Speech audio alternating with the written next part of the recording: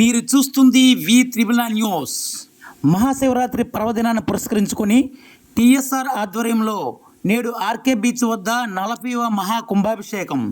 కేంద్ర మాజీ మంత్రి డాక్టర్ టి సుబ్బిరామిరెడ్డి ఆధ్వర్యంలో విశాఖపట్నం ఆర్కే బీచ్ వద్ద గత 39 సంవత్సరాలుగా మహాశివరాత్రి పర్వదినాన్ని పురస్కరించుకుని నిర్వహించిన మహాకుంభాభిషేకం ఈ ఏడాది కూడా వైభవంగా జరగనుంది.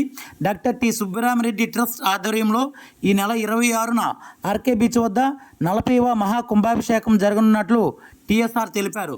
మంగళవారం సిరిపురం సమీపంలోని టీఎస్ఆర్ నివాసంలో ఏర్పాటు చేసిన విలేకరుల సమావేశంలో ఆయన మాట్లాడారు. మహాకుంభమేళా జలాలతో అభిషేకం. ఈ ఏడాది ప్రయాగ్రాజ్లో జరుగుతున్న మహాకుంభమేళా నుంచి తీసుకువచ్చిన జలాలతో అభిషేకం చేయడం విశేషమని టి సుబ్బిరామిరెడ్డి పేర్కొన్నారు. సాగర తీరాన బుధవారం ఉదయం 9 గంటల నుంచి 1,80,00,000 శివలింగాలకి మహాకుంభాభిషేకం నిర్వహించనున్నట్లు తెలిపారు. పంచామృతం, సుగంధ ద్రవ్యాలు, పళ్ళరసాలతో భక్తులతో స్వయంగా అభిషేకం చేయించి వారికి రుద్రాక్షలు, పశుపతాలు అందజేయడం జరుగుతుందన్నారు. మధ్యాహ్నం 3 గంటలకు స్వామివారి కళ్యాణం, 4:30 గంటలకు హోమం జరుగుతుందన్నారు. అనంతరం భక్తులను ఉద్దేశించి టి సుబ్బిరామిరెడ్డి ప్రసంగిస్తారు.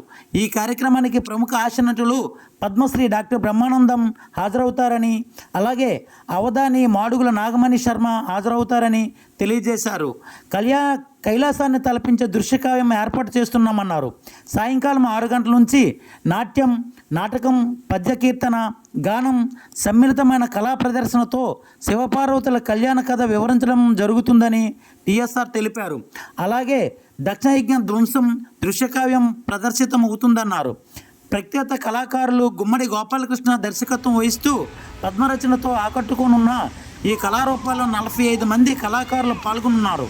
ఈ కార్యక్రమానికి భక్తులంతా హాజరై తమ యొక్క కోరికలను భగవంతుని విన్నవించుకొని వారి యొక్క కృపకు పాత్రలు కావాలని టీఎస్ఆర్ కోరారు.